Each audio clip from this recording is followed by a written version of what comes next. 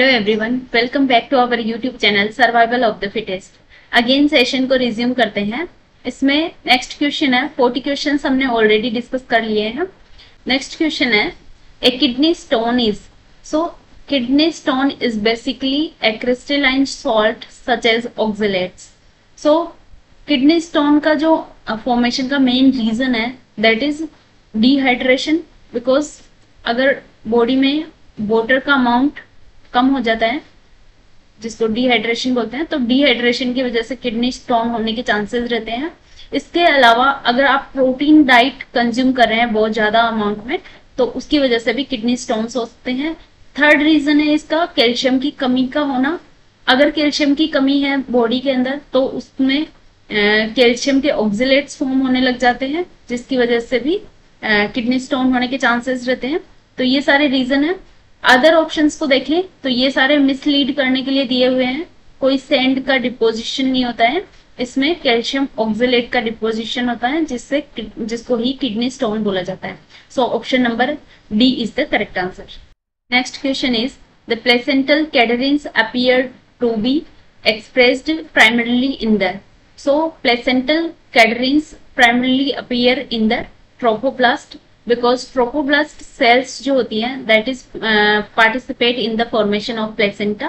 So placental cadherins जिसको P cadherin बोला जाता है, ये mainly expressed होता है trophoblast cell के अंदर। inner cell mass ये इनमें E cadherins जो embryo proper form करता है, उसकी वजह से इसमें E cadherins mainly expressed होते हैं, ना कि P cadherins। तो inner cell mass is the wrong option। Uterine myometrium ये भी रॉन्ग ऑप्शन है, बिकॉज पी कैडरेंस जो प्लेसेंटा फॉर्मेशन का काम करते हैं that is present in the trophoblast cell. जो ब्लास्टोसिस्ट की जो आउटर इस तरह से आउटर लेयर होती है सेल्स की, इसमें प्रेजेंट रहता है, इसमें एक्सप्रेस्ड होता है P cadherin. So option number A is the correct answer. Next question is the basic reaction for clotting of blood is. So blood clotting के लिए बेसिक रिएक्शन, ये भी एक कंफ्यूजिंग क्वेश्चन है, बिकॉज फाइब्रिनोजन टू फाइब्रिन का conversion ये भी एक इम्पोर्टेंट स्टेप है ब्लड क्लॉटिंग के लिए। एंड प्रोथ्रोम्बिन टू थ्रोम्बिन ये भी एक इम्पोर्टेंट स्टेप है। बेसिक रिएक्शन मीन्स इसमें फर्स्ट रिएक्शन देखें तो प्रोथ्रोम्बिन से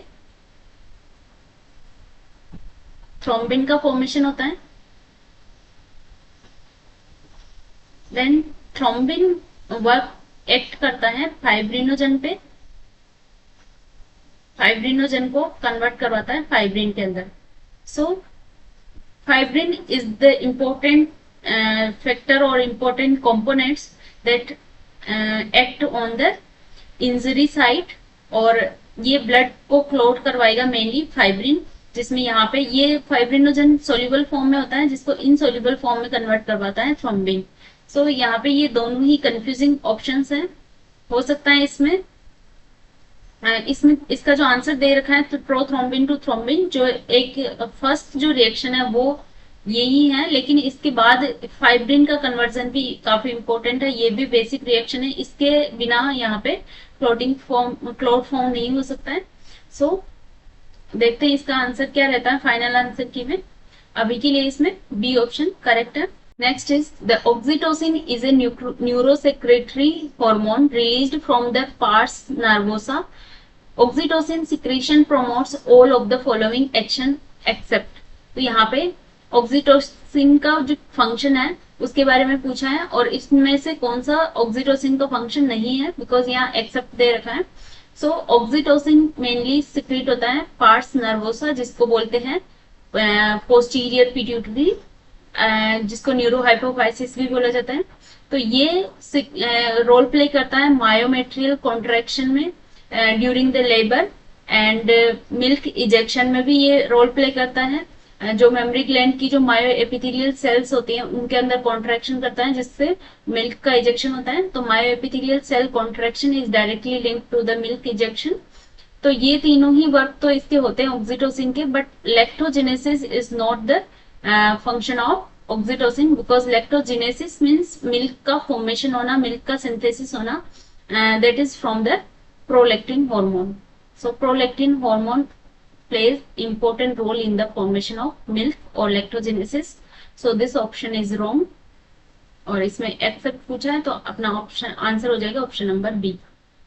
let's move to the another interesting question. Dendrites of neuron.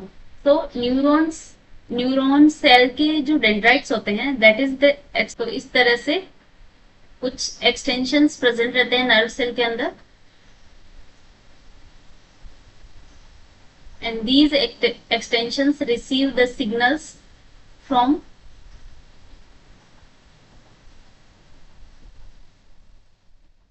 other neurons and sent to the cell body or soma.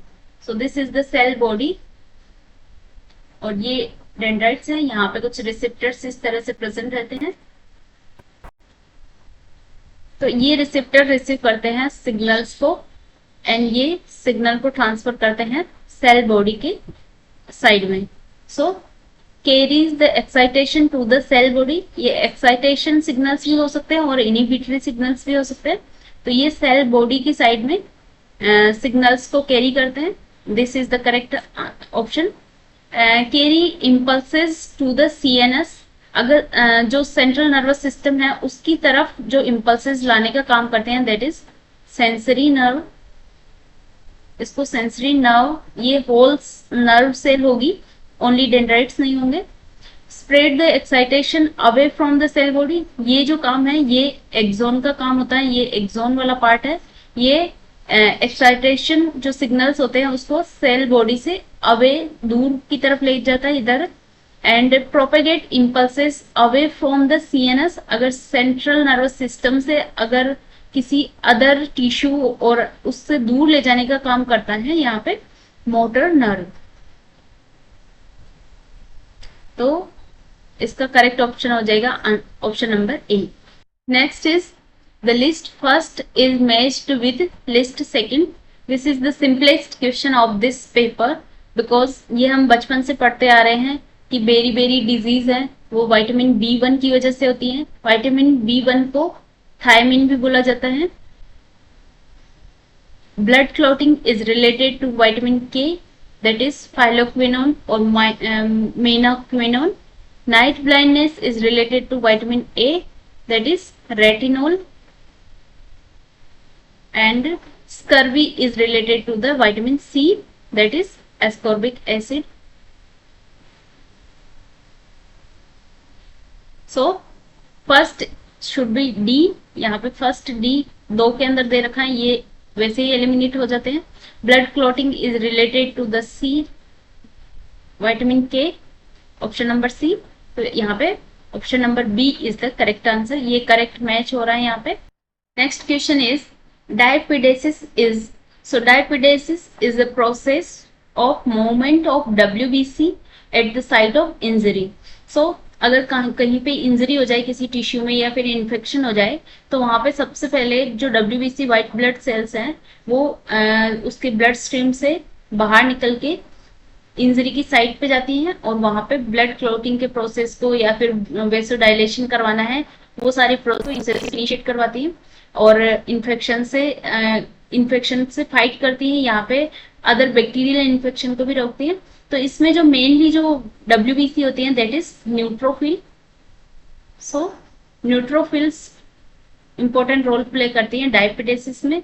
Other white blood cells भी यहाँ पे move करती है. So option number D is the correct answer. Next question is the chloride shift is essential for transport of. So chloride shift is a phenomena that is also known as Hamburger phenomena, Hamburger effect or Hamburger phenomena.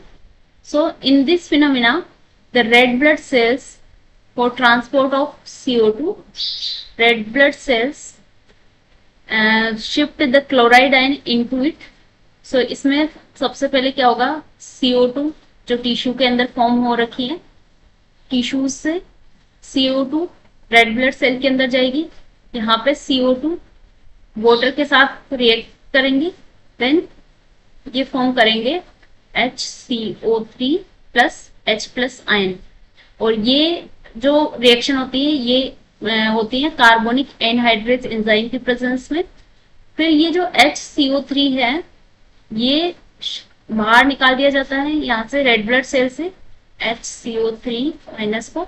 तो इसके ions को balance करने के लिए यहाँ पे chloride ion वापस से ट्रांसपोर्ट होंगे रेड ब्लड सेल के अंदर, और ये जो H+ आयन है ये हीमोग्लोबिन के साथ अटैच्ड हो जाएगा, H हीमोग्लोबिन प्लस ऑक्सीजन, इस तरह से।